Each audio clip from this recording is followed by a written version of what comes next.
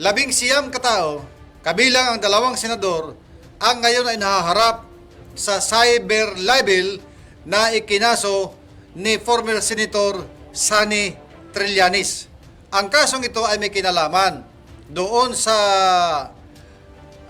dating mga bodyguards ni Zaldico na 18 sila na nag-aakusa ng mga mali-malitang pera sa kung kani-kaninong mga opisyal sa gobyerno na di umano ay kanilang hinatiran bilang kickback na pera mula sa mga flood control project.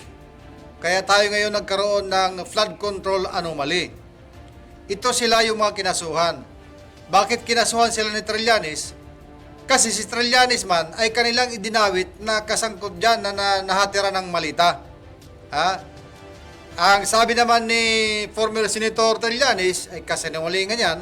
Kaya para gawing official ang kanyang pagpapasinungaling sa mga ganyan na mga gawa-gawang kwento ayon sa kanya, ay kinasuhan niya itong 19 ng cyber libel. Ay sino-sino yung kanyang mga kinasuhan na 19? Ito yon.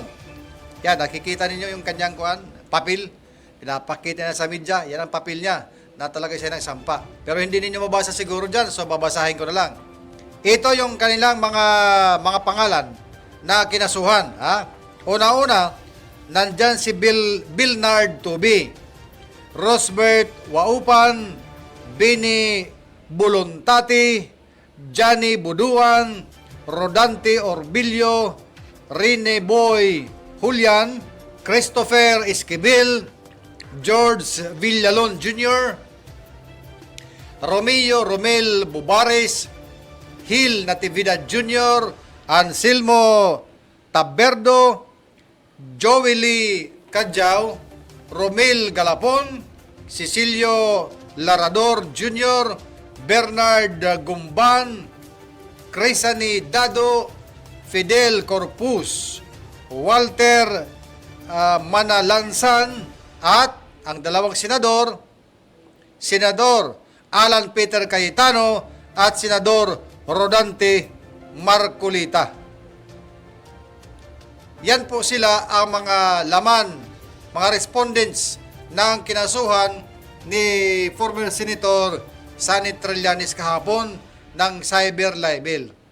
Kung inyong matatandaan, ang mga kinasuhan na ito na 18 na mga accusers, yung dating tinatawag na mga marino,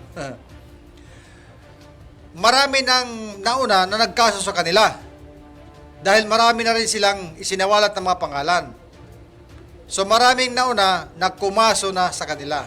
Ibig sabihin yan ay talagang binabaha ng kaso itong mga 18 former bodyguards ni Zaldico dahil sa kanilang paulit-ulit na sinisiwalat na di umano'y naghatid sila ng mali-malitang pera sa kung kani-kanino na kanilang pinangangalanan. Naisapan ang kaso, kaya ang gagawin na lang natin, abangan na lang natin kung anong susunod na mga pangyayari dyan sa isinampang cyber libel laban doon sa 18 na mga former bodyguards at kasama sina Senator Alan Peter Cayetano at Senator Rodante Marcolita. Yan ang ating abangan.